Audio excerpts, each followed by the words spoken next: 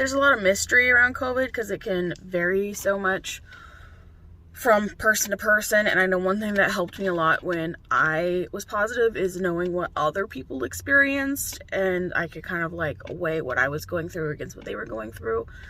And I've seen a lot of stories like that since COVID first became a thing, but I don't see as many about people like, this is how COVID happened for me as a vaccinated person. I thought I would give you all the lowdown since I'm over it now, what exactly happened, because I did keep track for, you know, medical purposes.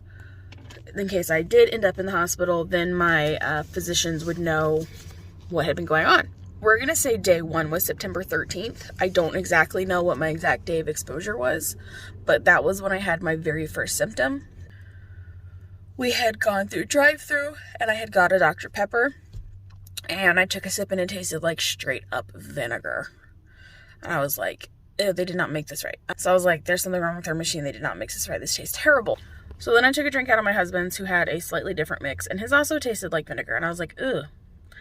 Okay, there's something wrong with their machine. Obviously, right?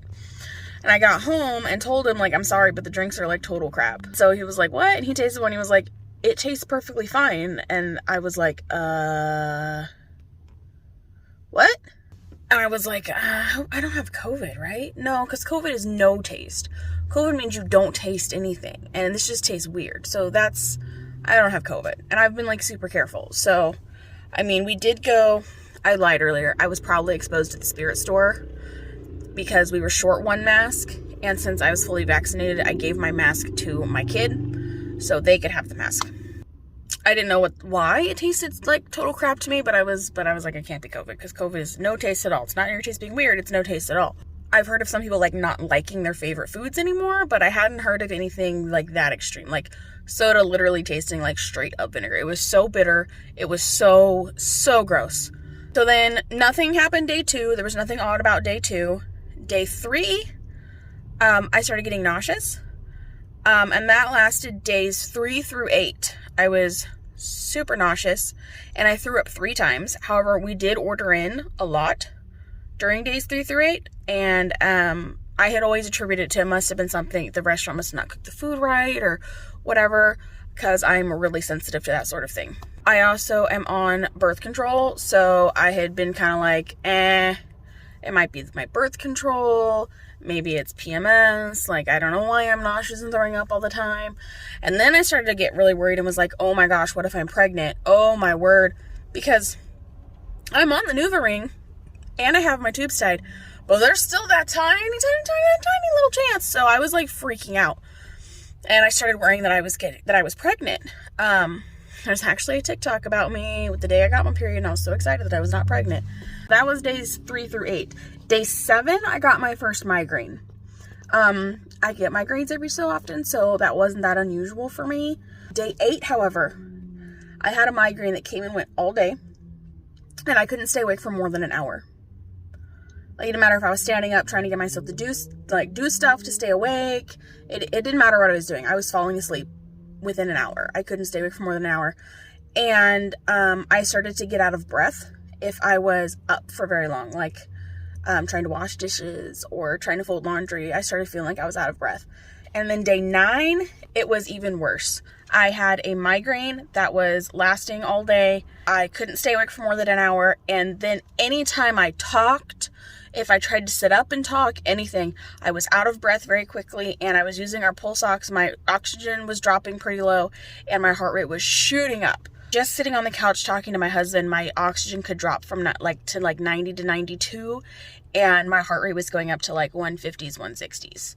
That was kind of freaky, and I was like, we need to test me for COVID, because this is not, this is, something's wrong with me. So, my husband did a pickup order, a zero contact pickup order from CVS to get a home test, because they couldn't get me in for a PCR test until the next day at the local hospital.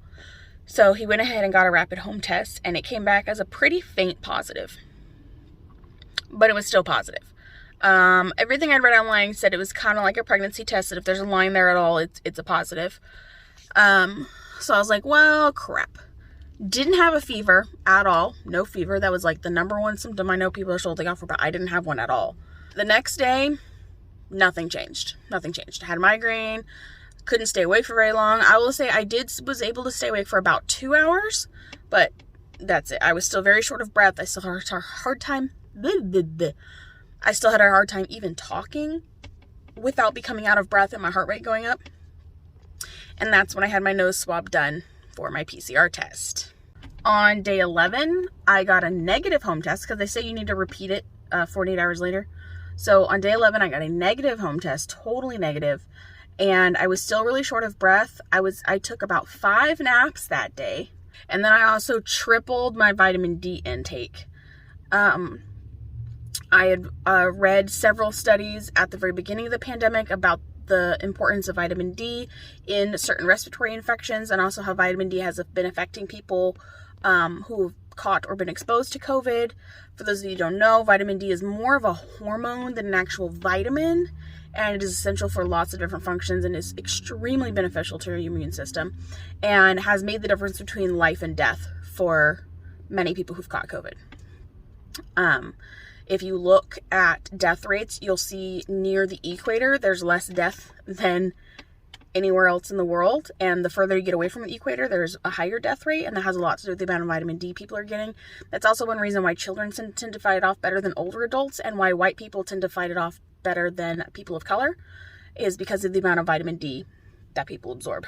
So once I was sure I had COVID, I started taking 3 times the amount of vitamin D that I usually take. I was just like trying to get as much vitamin D as possible into my body because I have several pre-existing conditions. My oxygen levels were already dropping down as low as 90. I technically should have probably gone to the hospital at that point, but my husband couldn't afford to take time off work. He could not take time off. He could not get PTO for his spouse having COVID, only if he had COVID. And we didn't have that available. We couldn't afford that. So I was like, I need to stay out of the hospital. I mean, if I have to go, I have to go, but you know.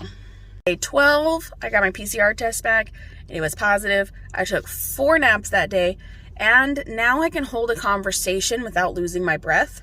I still can't get up and do much, but I can at least like sit up on the couch and talk without feeling like I'm gonna pass out. I also had no migraine that day. That was the first day that I did not have a migraine, and it was bliss. So days 13 and 14, I only took 2 naps.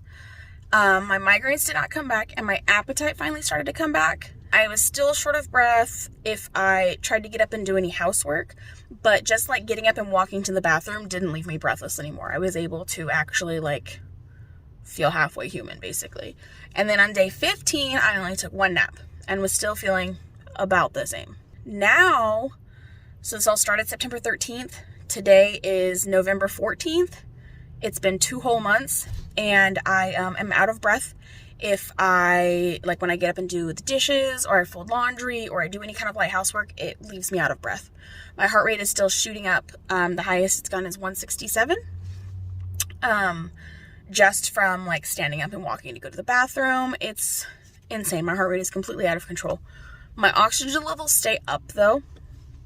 I have multiple other problems that I'm dealing with, like chronic fatigue. I have my heart rate issue. I'm feeling out of breath. I have really bad brain fog, so it's like my ADHD's on freaking steroids. Like, I am super forgetful. It's bad. I can forget words. I can sometimes like not recognize people. It's very similar to how I felt after I had a concussion. It's very similar. Soda still tastes like vinegar. Most sodas. I did try a whole bunch because I like having my 0 sugar bubbly in the afternoon. It's kind of like just a guilty pleasure of mine. And Coke Zero, the new Coke Zero is fine. And Mountain Dew is fine. Pretty much every other soda or dark cola that I have tasted has tasted like straight vinegar. Foods are also way too salty. Way too salty. I taste the salt in everything. I also will periodically, every once in a while, I will smell pizza. I've seen a lot of survivors talk about having smells that they smell that they shouldn't be smelling, and the most common one is smoke. They smell smoke like everywhere. Mine is pizza. I'll smell pizza. And the first time it happened, I was out and about, and so I figured I was near a pizza shop. And after driving around running errands, like, I still smelled it, so then I thought maybe it was in the truck. And I looked everywhere, there's nothing in here to smell like pizza. Still smelled it when I got home, still smelled it later that night in the shower. It was several hours I smelled pizza, and I was like, oh my gosh, this might be a COVID thing. I also have frequent urination. TMI, I know. I'm trying to be transparent here. My lips are chapped and dry. They crack and bleed sometimes. If you look through my TikTok videos, you'll see my lips pretty much always look like crap. I'm drinking tons of fluids. I've also been drinking lots of electrolytes, and my doctor even tested my electrolyte levels, and they're fine. It's literally like as soon as I drink something, I pee it right out. It's like my body can't hold on to moisture. It's really strange. But again, talking to other survivors that have long COVID issues, it's actually not that uncommon. My skin's also much worse. I'm breaking out, but not on my face. I'm breaking out on like my chest and my back and my arms. I'm just having these horrible breakouts that are like kind of cystic and very painful. That was kind of like a weird thing. I was like, what the heck? I don't have much of an appetite either. I don't get hungry until like I'm hungry. So I'm kind of having to force myself to eat. It's kind of frustrating. Not kind of frustrating. It's very frustrating because I have a milk supply to maintain so that I can give antibodies to my kids. I have energy levels to maintain so I can do stuff as a parent. I think that's the bulk of my long COVID though, other than like joint pain and muscle pain, which is another thing a lot of people are going through. It's very frustrating too because I'm supposed to go get my IUD in tomorrow, and I'm super excited about that. And that was supposed to be my ticket out of disability, that I can go get a real freaking job. Not that, work at home jobs aren't real jobs, but like I want to leave the house. I want to be able to go to work. And my period prevented that. I would have a week out of every month that I couldn't work, and nobody wants to hire that. I was really excited that the IUD was going to help and I was going to be able to go out to work. Nobody's going to hire an EMT that has heart rate and breathing problems as soon as they exert energy, because how am I going to carry people? How am I going to do CPR? Hopefully this gets figured out soon. I've seen a lot of promising research on figuring out the biology of long COVID and how to help people who have long COVID. So I'm very, very hopeful about that. Yeah, I'm relapsing hard right now, and I've heard people talk about it and hadn't experienced myself obviously yet, but relapsing where they're suddenly having symptoms, the symptoms of COVID that they had, they suddenly start having them, but they don't have COVID again. Like long haulers just suddenly getting their COVID symptoms back. And like, I've been so tired. I've been taking like 2 or 3 naps a day. I can barely stay awake, and I'm sleeping all through the night. Like, I'm sleeping well. The baby's sleeping through the night just fine. My kids aren't waking me up all night. I'm using my CPAP machine, and I just cannot stay awake for more than a couple hours during the day. I also have migraines coming back, and I don't know if you've been able to tell in this video, it's going to be heavily edited by the time I post it, but I am having to stop to catch my breath a lot while I'm talking. Just, it sucks. It sucks, you guys. It really does. COVID may have a 99% survival rate, but a third to a half of people who catch COVID end up with long COVID, and it's freaking miserable. You want to know what your worker shortage is? It's the 700,000+ people who died from COVID and the millions of people that are now disabled from COVID.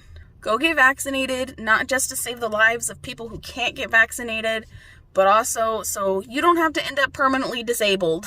Because at this point, we don't have a cure, we don't know how to fix it, so at this point, permanently disabled. Lots of long haulers are joining disability now. Our disability program here in America is going to be very depleted. This is bad, folks. This is bad. That's what it was like having COVID as a fully vaccinated person. I got my booster. Hopefully that doesn't happen to me again. That was absolutely miserable. Nobody else in my family caught it. All my kids get antibodies from my breast milk, so they, could fight off COVID if they did catch it. Hopefully. Not as good as a vaccine, but similar. And my husband's fully vaccinated, so nobody else caught it from me, thankfully, because we didn't realize I had COVID till over a week into my symptoms. So the vaccine works. Having antibodies does protect people. I was just the unlucky one because I have immune problems. I have immune issues. Get vaccinated. Seriously. Do it.